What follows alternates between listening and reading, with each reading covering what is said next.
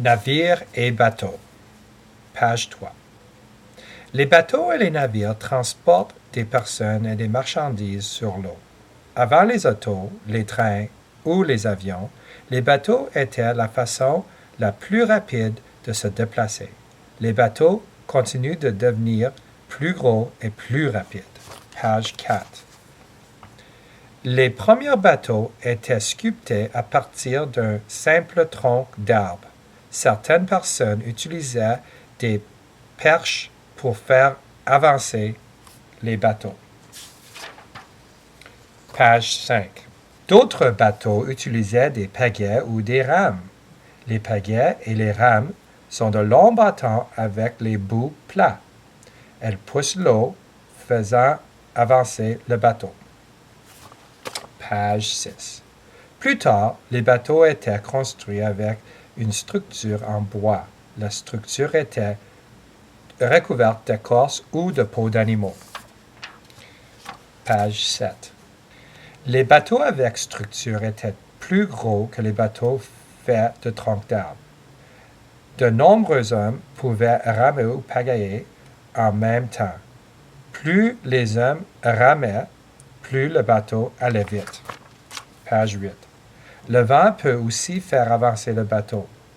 Les voiles sont faites de tissus très résistants. Le vent s'engouffre dans les voiles et fait avancer le bateau. Page 9. Plus les bateaux devenaient grands et plus ils avaient besoin de voiles, les plus grands navires pouvaient avoir plus de 30 voiles. Ces navires transportaient des exploreurs autour du monde.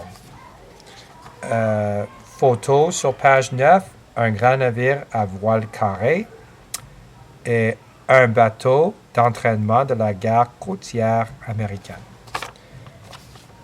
Page 10, photo, un navire de la garde côtière américaine et une hélice. Page 10.